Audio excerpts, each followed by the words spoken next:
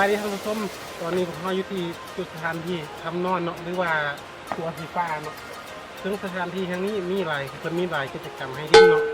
หรือว่าที่เป็นการที่คิดไล่ลองเหื่อหรือว่าเขาทำหลายหลักกิจกรรมเนาะเราคือมายืนอยู่ที่ขัวสีฟ้าเนาะพวกเขาสีฟ้าไปเข้าบริเวณข้างในเนาะเป็นยังไงนะไปติดตามชมกันเลย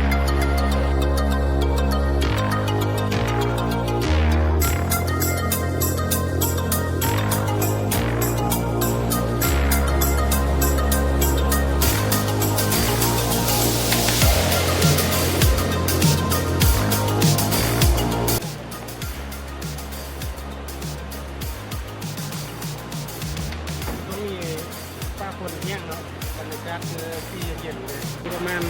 4 โมงเลยนะ4 โมงกว่าเลย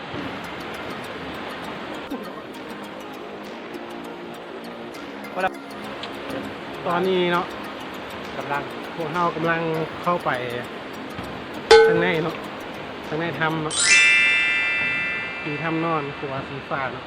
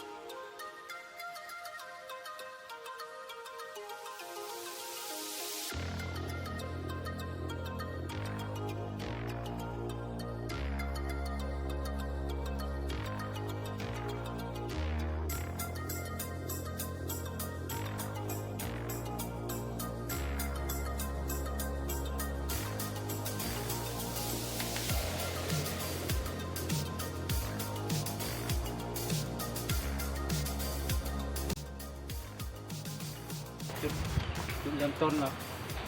จุดเริ่มต้นจากนี้ไปทางเทิงเนาะแล้วก็ขึ้นไปผาเนาะรวมๆแล้วประมาณ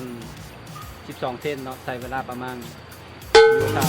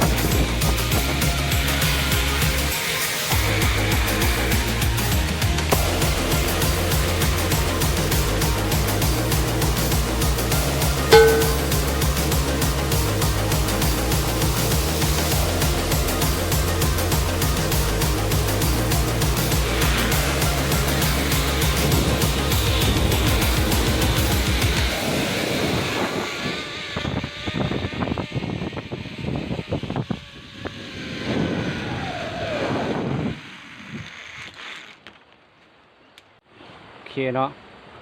ตอนนี้ก็สิ้นสุดเนาะ ความรู้สึกตัวนี้ตื่นเต้นหลายเนาะอ๋อมันมืดเนาะฝนตกถ้าใครสนใจก็เนาะเชิญชวนเนาะทางสถานที่มันทำนอนเนาะช่วงนี้ใครที่ว่าสนใจเนาะติดต่อเข้ามาเนาะมีโปรโมชั่นให้เนาะ สวัสดีท่านผู้ชมเนาะตอนนี้พวกเราก็มาขี่10 ลายมื้อนี้ฟ้าฝนจะมืดๆเลยเนาะ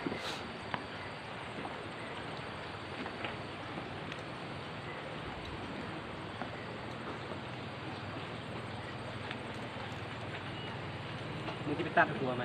แล้วกูตัดเองอ่ะ